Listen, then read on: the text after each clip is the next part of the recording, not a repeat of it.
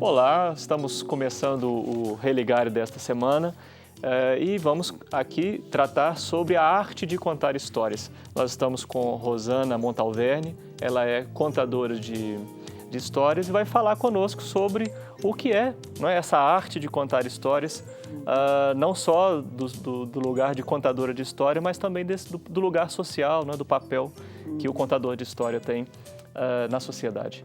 Você pode participar dessa conversa através do nosso e-mail, religare@tvhorizonte.com.br. Bem, primeiro é uma alegria, né, ter você aqui. Nosso primeiro contato foi lá no Caleidoscópio, né, um dia à tarde, participávamos juntos, e aí surgiu a ideia e a oportunidade de trazer aqui para o Religário essa conversa sobre o contador de histórias. Né? Seja bem-vinda. Muito obrigada, Flávio. Eu que fico feliz de estar aqui no seu programa.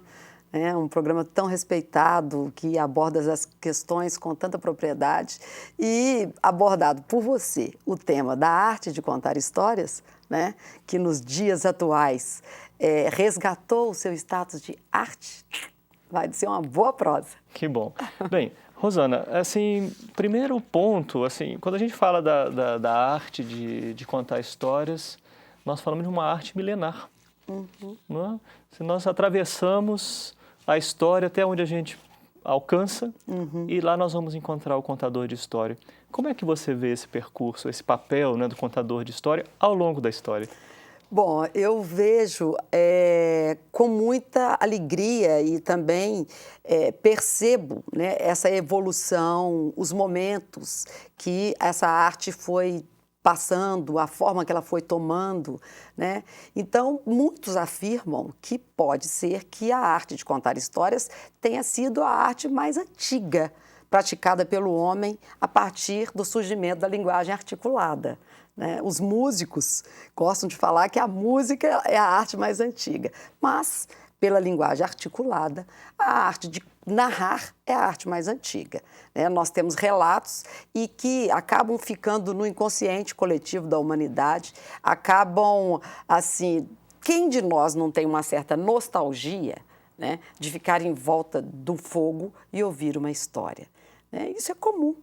Até hoje, né, nas fazendas, nos acampamentos, na beira de um fogão de lenha, né, essa é uma coisa nostálgica muito antiga, milenar, né, Sem dúvida. quando o homem fazia isso para narrar as suas experiências do dia, para contar o que houve, passar experiência, trocar experiência. Educar, ou seja, formar as novas exatamente, gerações, não é? Isso, colocar na roda, né?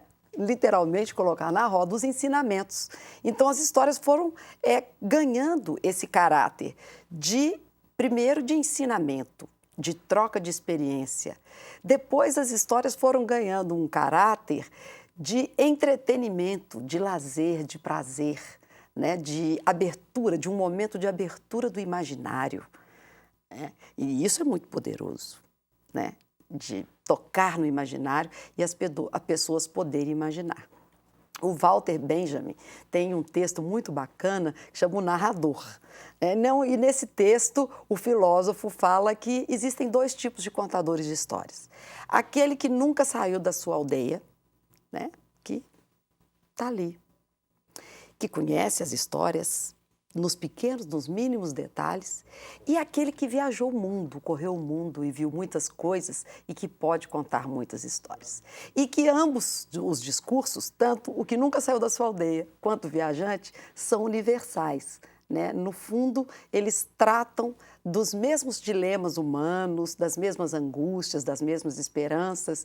E isso é fascinante perceber, porque hoje, no meio urbano do Brasil e de outros países do mundo, nas grandes capitais, nós percebemos a força que o movimento dos contadores de histórias vem ganhando desde a década de 70. Fantástico. No caso, nesse percurso, né, parece que um elemento fundamental é a socialização da vida. Né? Isso, claro, ajuda a formar valores morais, éticos, né? Ajuda a preparar aquilo que depois até se transformou em textos, né, da tradição. Né? Como é que você avalia esse papel? Né? Olha, eu acho isso tão importante, e eu tive tanta sorte, porque além de ter nascido numa família de bons contadores de histórias, meu avô, que é aquele da roça que nunca saiu do seu rincão, né? Aquela figura lá, e que sabia tantas histórias, e eu aprendi tanto. E a magia estava em que a voz do meu avô era uma voz muito poderosa. Ele tinha um vozeirão. E às vezes ele abaixava a voz. E quando ele abaixava a voz, alguma coisa ia acontecer, né? Então, só com a voz, ele já nos transportava para outro mundo. E nós aprendíamos lições de vida dali, daquele entorno. Porque ele falava de seres que apareciam ali na roça, né? Tinha uma história que me apavorava, que era a história da galinha de 4 pés e dos olhos vermelhos.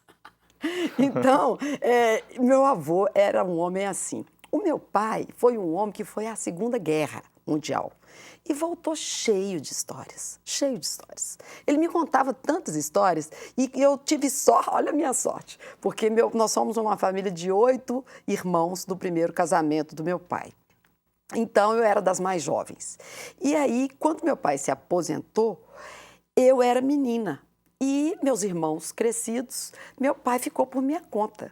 Então, ter aquele homem que contava tantas histórias e tão bem por minha conta, então nós andávamos, passeávamos, ele contando histórias. A minha mãe, por sua vez, era uma grande contadora de histórias. Minha mãe era aquela que pegava uma bacia de laranja e as 6 filhas, que eram 6 filhas e 2 meninos, 2 rapazes, em torno, ela ia descascando a laranja e contando a história, que também era outro ritual, né? Ou mexerica, se estava na época da mexerica, que era outro ritual. Então, eu tive essa sorte. E, além do mais, eu tive a sorte de estudar no grupo escolar Silviano Brandão, que era ali na Lagoinha, mas que era considerada uma escola modelo naquela época, na década de 60. E, além do mais, naquela época, nós tivemos uma educadora aqui em Minas Gerais que estaria viva, faria 100 anos se viva estivesse nesse ano de 2008, que é Lúcia Casassanta. E Lúcia Casassanta é autora das mais belas histórias. Então, ela criou o que se chama método global de leitura. Então, Lúcia Casassanta, com esse método, ela revolucionou uma geração. E eu tive a sorte de estar nessa geração e ter lido as mais belas histórias de Lúcia Casassanta, os 4 volumes. O pré-livro ficou de fora, porque eu não fiz o pré, eu entrei direto como se chamava, a primeira série, né, do grupo, sim, naquele tempo. Então, todos esses elementos, na verdade, só para concluir esse raciocínio, né, de mostrar de quantas fontes vêm as histórias, né? Vem dessa fonte tradicional, da tradição, como o folclorista e pesquisador Luiz da Câmara Cascudo gostava de falar, que esse conto tradicional é o nosso primeiro leite intelectual. Então, o primeiro leite intelectual, depois as histórias de quem correu países, guerreando, vendo coisas, conhecendo coisas, que foi as histórias do meu pai, e depois as histórias, a literatura, recolhida por Lúcia Casassanta, colocada naqueles livros, então, foi tudo isso, né, recheado de ensinamentos de todos os tipos, né? Ensinamentos populares, Então, isso tudo fez esse grande caldeirão que eu adoraria se todas as crianças tivessem a oportunidade de viver, né, uma experiência dessas. Dessa experiência, né, assim, para a gente fechar esse primeiro bloco, né? Se você fosse pega de surpresa, assim, uma história, qual é a que primeiro vem? E que história é essa? Me vem a história de Evangelina Angélica e seu guarda-chuva num dos livros de Lúcia Casassanta. É a história de uma menina que tinha muitas irmãs e foi convidada, muito pobre também, e foi convidada para uma festa na casa de uma amiga rica. Só que todas as irmãs de Evangelina estavam doentes. Então, Evangelina não queria ir, ela queria fazer companhia para as irmãs. Mas a mãe falou, vá, minha filha, vá, você merece ir, né? Vá à festa. E ela foi. E quando ela chegou na festa, e estava chovendo, ela levou o seu guarda-chuva. E quando ela chegou na festa, tinha doces de todos os tipos, deliciosos. Ela nunca tinha visto uma festa tão bonita. E Evangelina todos os doces que lhe eram oferecidos, ela não aceitava. Ela colocava dentro do seu guarda-chuva. Assim foi durante toda a festa, até que a mãe da menina, que era uma mulher muito má, viu a Evangelina colocando um doce dentro do guarda-chuva e disse a ela: você está roubando. Olha que forte! Você está roubando. Abra o guarda-chuva agora. Isso na frente de todas as crianças. E Evangelina, então, foi obrigada a passar por esse constrangimento. Ela abriu seu guarda-chuva e caíram todos os doces no chão. No livro eu lembro perfeitamente dessa gravura do guarda-chuva, você abrindo e os doces caindo. E Evangelina chorou muito envergonhada, chorou muito, muito. Então, o pai da aniversariante, que tudo assistia em silêncio, interveio e disse que viu, desde a primeira hora, que Evangelina tinha guardado os doces que lhe eram oferecidos, que ela não tinha roubado nenhum. Chamou a Evangelina até a cozinha e preparou uma caixa de doces para ela e disse: leve, esse é para você e para todas as suas irmãs. Bacana. Nós estamos conversando com Rosana Montalverne sobre a arte de contar histórias. O Religare volta daqui a pouco. Até já.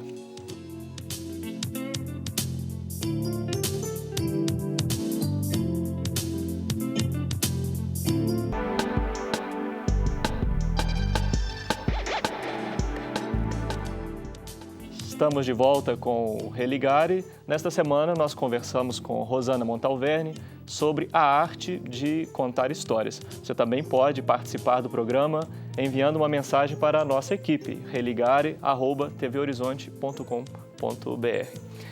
Rosana, a vida moderna traz também outras formas, né?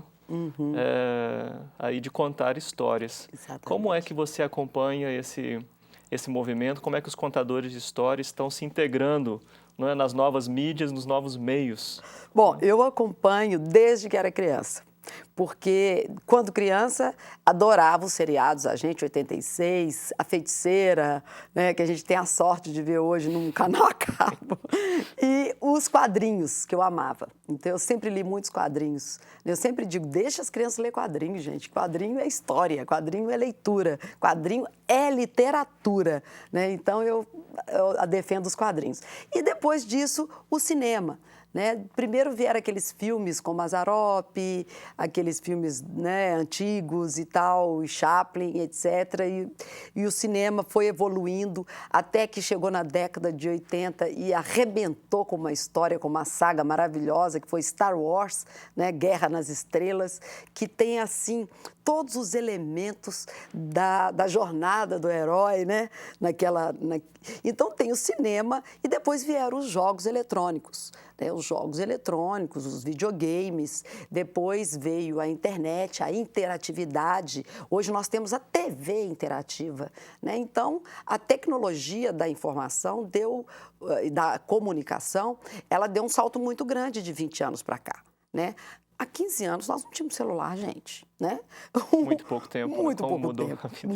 Então, assim, é muito pouco tempo, é muita mudança.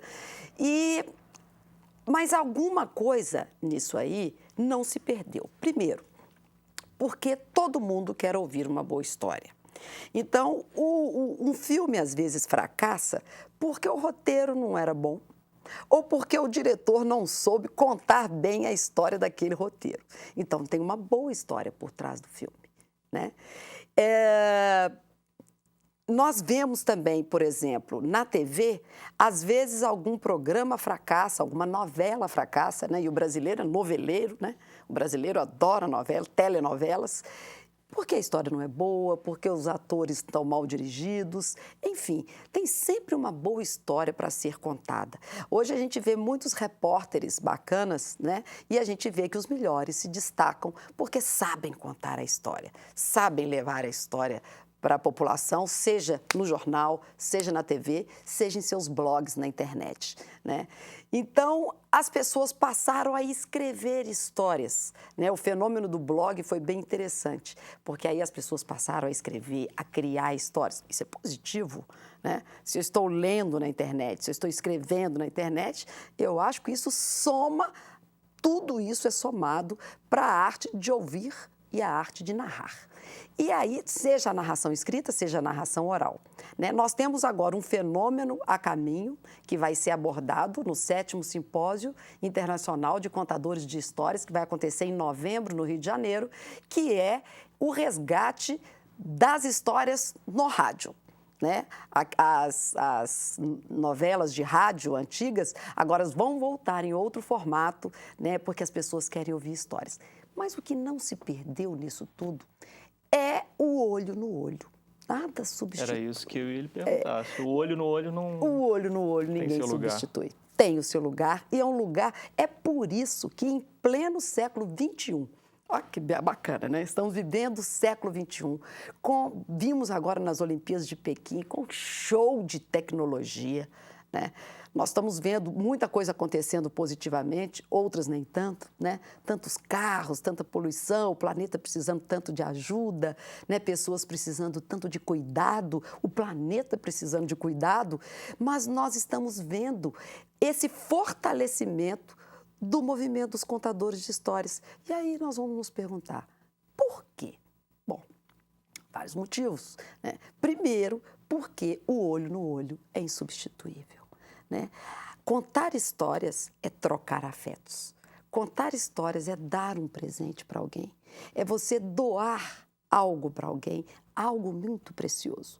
Porque a palavra encantada, né? A palavra do conto, a palavra do contador de histórias, essa palavra é muito forte, muito preciosa. Essa palavra toca o que nós temos de mais forte, livre e poderoso, que é a nossa imaginação.